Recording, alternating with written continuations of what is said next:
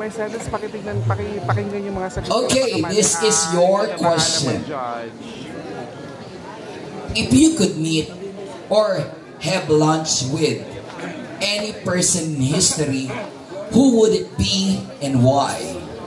One more time. If you could meet or have lunch with any person in history, who would it be and why? Alright, if I could meet one person from the history, who could it be and why? Ladies and gentlemen, I always believe that meeting someone from the past is a chance of once in a lifetime. At naniniwala po ako na kung bibigyan ako ng pagkakataon na makausap ang isang taong na mayapa na o ng nakaraan na parte ng ating kasaysayan, ang pipiliin ko pong makausap walang iba kundi po ang dating Pangulong Ferdinand Marcos. Bakit po? Naniniwala po ako na kung makakapag-usap kami ng one-on-one, matatanong ko po sa kanya ang totoong pangyayari nung siya ay namumuno nang matapos na po lahat ng panghuhusga ng sambayan ng Pilipino. Kung meron man siyang ginawa, para oras na siguro yon, ng mga oras na yun sa aming pag-uusap, upang malinis nila ang kanilang pangalan. Tulad ng kasalukuyang nangyayari ngayon, marami nagsasabi na ang sumuporta sa Pangulo natin ngayon, lahat ay nabudol. Marami nagsasabi na pagkatapos sa portahan si Bongbong Marcos, lahat ay na-scam. Pero kung bibigyan ako ng pagkakataon na makausap ang kanyang ama, lilinawin namin dalawa sa sambayan ng Pilipino kung ano talaga ang naging gampanan niya bilang Pangulo. Dahil naniniwala ako sa pagkapanalo ng kanyang anak ay hindi sapat upang malinis ang kanilang pangalan. Kailangan mismo manggaling sa kanyang bibig kung may maganda ba talaga siyang nagawa, may malasakit ba talaga siya sa Pilipino, o lahat ng ito ay gawa-gawa lamang. Dahil naniniwala ako, ang kwento ng bawat Pilipino ay kwento ng buhay mo na hindi pwedeng maging kwento ng galing sa bibig ng iba. At kung kami po ay makakapag-usap, yun ang tamang panahon para masabi ko na opo, ang dating Ferdinand Marcos na ating Pangulo ngayon po ay nagsasalita upang mabigyan ng pansin at bigyan ng linaw ang kanyang naging administrasyon. Maraming salamat po.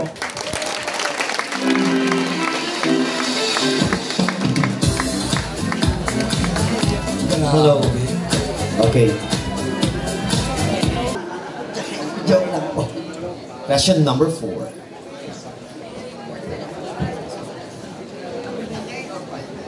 Napakahaba ng tanong. Diyos ko po. Okay, question number 4.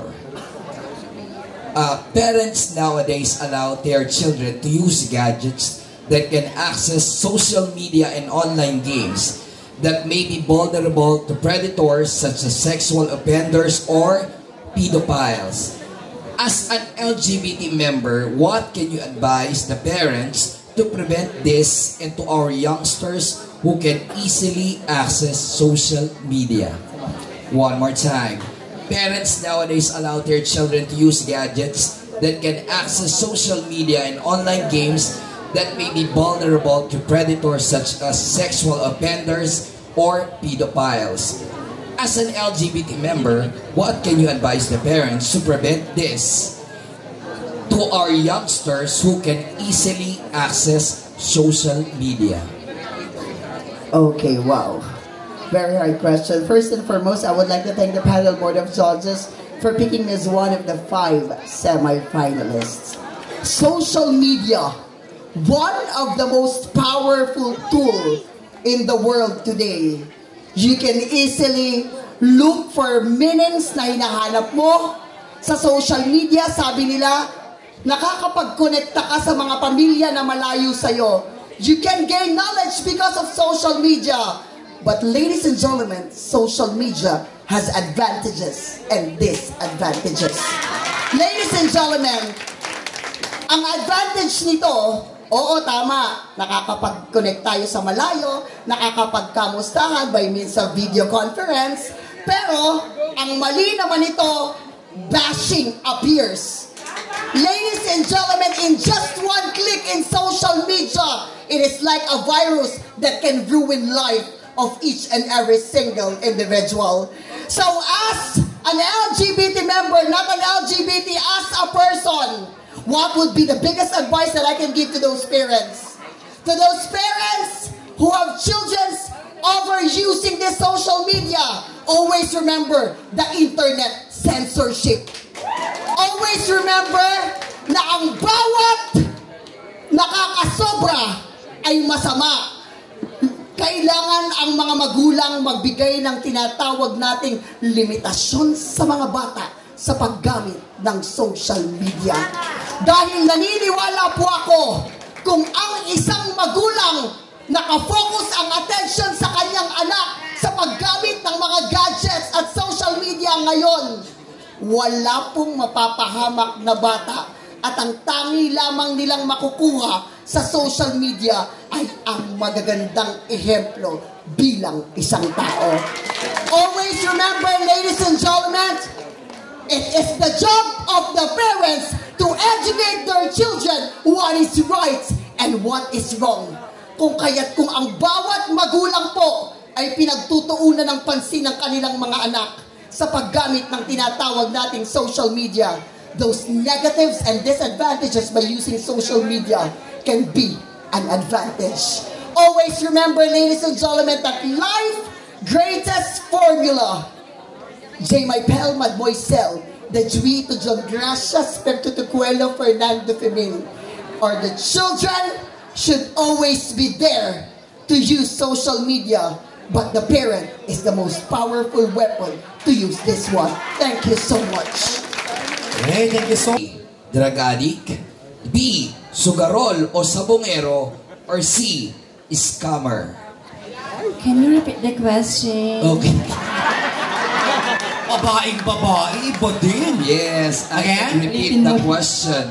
Kung may pagkakataon kang isalba o iligtas ang isa sa tatlong mababanggit ko sa pagkakakulong, sino at bakit? A. Drug addict, B. Sugarol or sabongero, or C. Scammer? Okay. Thank you for that very, very difficult question, but it's also part of in my life. You know what, ladies and gentlemen, last year, I was in a hard and difficult situation. Why? Because na-addict po ako sa sugal. To be honest, ladies and gentlemen, I have 5 years relationship with American. But since nung na-addict po ako sa sugal, nagkasino po ako, natalo po ako ng napakalaking halaga, and I almost lost him. Not just losing him, also my family and friends. But ladies and gentlemen, kung ang tanong po ay kung sino ang isasalba ko, yung magsusugal. Alam niyo po ba kung bakit? Dahil ang mga magsusugal, yan po yung mga taong gumagawa ng paraan para makamit yung mga bagay na gusto nilang ipaglaban. Ipaglaban na kung saan, kung mananalo po sila, magagawa nila yung mga bagay para masuportahan nila ang mga pamilya nila. Mga pamilya na sila na sumusuporta sa kanila. Well, ladies and gentlemen, like me, I was breadwinner in my family. Bakit po ba ako sumugal?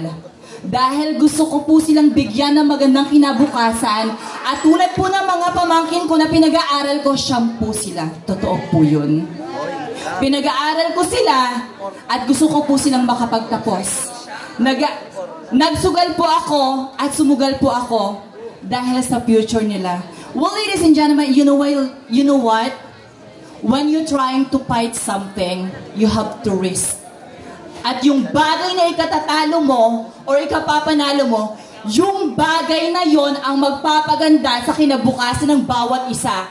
Bawat isa na kung saan, mga kaibigan, sumugal ka man, alam mo sa sarili mo, kung matalo ka man, sumugal ka dahil gusto mong manalo. Maraming salamat. Okay, thank you so much. Thank you. Sinisipon na ako sa hamog. May apology po. Okay, let's have this. Thank you. Good morning, honorable panel. Thank you. Sorry. Salamat. Hi, Papa. Alright, ayan. So parang ang relevant pa ng question na to kasi parang nangyayari na sa'yo to. Pero the question is, ang mga drag queens ay namamayagpag ngayon sa mainstream. lalo't ngayon nakikilala na rin na isa tayo sa strong contender sa world stage. Halimbawa na lang nito ay sina Maxi at Marina Summers. Bilang isang kontesera o pageant queen, unti-unti lamang nawawala ng saysay o importansya ang Miss Gay at mas tinatangkilik na ng LGBT at mga Pinoy ang drag. Ano sa tingin mo ang iyong opinyon dito at bakit? Makabuluhan ang katanungan dahil unang-una sa lahat, wala naman dapat magiging kompetisyon. Number one, those kind of platform are a ground for all of us to uplift the LGBTQIA community. Number one, what is the relevance, of course, of a drag queen contest to a gay or a trans pageant, beauty pageant like this? One specific thing is that the common denominator is the illusion. Sa drag queen, sa drag pageant, kailangan yun yung alter ego mo na gusto mong i-portray na nawawala sa mga normal mong ginagawa sa buhay. Kunwari, gusto kong maging sa Diana Ross. Siyempre, sa ordinaryong buhay, hindi ko kayang gawin yun. And same with gay beauty pageant. Hindi naman po kami ganito. Maraming guro sa amin, manggugupit. Higit sa lahat, mga kahalinga natin sa barangay at napakarami pang iba. I should always say with this, that this is one way, not a competition, and to be heard within our side. Because a drag community and a gay pageant community are synonymous of uplifting equality towards the community. Wala po. Kasi ang tunay na inggit, nandyan lang naman sa kapwa mismo sa komunidad. Kahit ano pa ang umusbong na parang kabute sa isang komunidad na klase ng contest, hindi totoong mawawala ang Miss Gay dahil sa kapakamat sa pagiging popular ng drag pageant or drag contest, it isn't. Why? Dapat nga i-celebrate natin. Ang beauty pageant at ang drag community pageant is definitely a celebration of Filipino culture entering and interrupting worldwidely. Just a simple sort of this. We have with what we call temporal lobe. It is a part of our brain na kayang mag-restore niyan ng napakatagal na panahon. So kung ang memory mo happy mula pagkabata, madadala mo yan. What is the essence of that to my answer? One thing, yes, we grow up as gay. Some of us are closet. But definitely, whatever celebration is that, mananatili at mananatili pa din ang kagustuhan namin umakyat panaog sa entabladong ito. And I'd like to say this, hindi ko po pangihinayangan. Kahit sumasakit na ang tuhod ko, ang arthritis ko, wala akong pakialam. Dahil kaya ko din naman mag-drag. Ngunit ito nga lang ang tinatawag ko. Ito ang aking covenant. My long-time partner is definitely beauty pageant. So I salute to all the drag queen kung nakikilala sila. Hindi biro yan, magastos yan. Kagaya namin, hindi namin alam kung ano mangyayari dito. Ito ang legal na sugal. Dahil sinasa puso namin kung ano ang nararamdaman namin at kung ano ang gusto namin. Wala kaming pakialam kung ano pinanggalingan namin. Higit sa lahat, marami kaming pamilyang natulungan, pinakain sa hapagkainan, at higit sa lahat, hindi namin itinakwil ang mga pamilya namin. At higit sa lahat, sa huli, sasabihin ko, makulay ang mundo namin. Tunay nga talagang bahaghari ang watawat natin. Isa lang ang sasabihin ko, hindi kailanman mawawala ang beauty pageant at magkakaroon pa ng mas maraming patimpalak para sa LGBTQ gaya ng drag queen. Hindi po ito kompetisyon, bagkos determinasyon para magkaisa, mapaunlad ang kultura ng Pilipinas. Thank you. Okay, thank you so much. Panelist number 8. Yes, thank you po sa mga judges for picking me to join the top 5. Thank you and good morning everyone. Okay, so this is your question. Ano ang iyong pananaw bilang isang ehemplong queen sa mga estudyanteng miyembro ng LGBTQ na magsuot ng gusto nilang uniforme at gupit? Would this be against teaching our younger generation to be disciplined or compromising freedom versus discrimination? Come again, please. It's kind of hard. Okay, again, ano ang iyong pananaw bilang isang ehemplong queen sa mga estudyanteng miyembro ng LGBTQ na magsuot ng gusto nilang uniforme at gupit?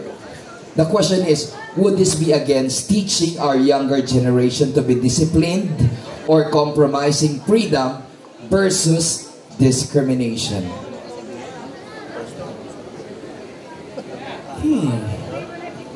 Question lang po sa judges. Mahirap po yung tanong. Madali yung sa iba. Pag nasagot ko po ba ito, title ako. Pwede pang gano'n na lang. Sir? Try ko lang. Title daw ako, sabi ni Sir. Pag nasagot ko. Okay. Would this be against teaching our young generation to be disciplined, compromising freedom versus discrimination? Ang paggupit o pagpapahaba ng buhok? O di naman kaya ang pagsuot ng panlalaki kahit ikaw ay babaeng pinanganak o pagsuot ng pambabae kahit ikaw naman ay lalaking pinanganak? Talaga bang ganyan ang mentalidad ng bawat Pilipino? Na ang pag-aaral o ang edukasyon ay may limitasyon? Wala. Kahit ano pa po ang kasuotan ng isang tao o ano ang buhok niya, karapatan niyang matuto, karapatan niyang mag-aral. Huwag nating limitahan ang mga kabataan ngayon nang dahil lang sa ipinagbabawal na pumasok. May mga eskwela na po na tinatanggap ang mga batang nagtatransition.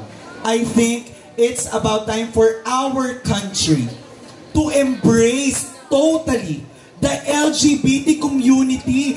Tama na po. Tama na ang pagkulong niyo sa amin sa hawla. Hayaan niyo na kaming makalaya kung ano ang tunay na nilalaman ng aming puso. Hindi po namin pinili maging bakla o maging tomboy. Ngunit ito ang tunay na kami. At ni kailanman, hindi ito magiging hindrance or toleration o i-compromise ang aming kaalaman sa eskwela. Tao din kami. Karapatan po naming mag-aral. Kaya naman sana, sa mga eskwela at mga guro, yakapin niyo po ang kabataang Pilipino. Hindi sa kung ano ang kanilang kasarian, kung hindi kung ano ang gusto nilang matutunan. Salamat po. Hey, thank you so much, Miss Yuki Ito.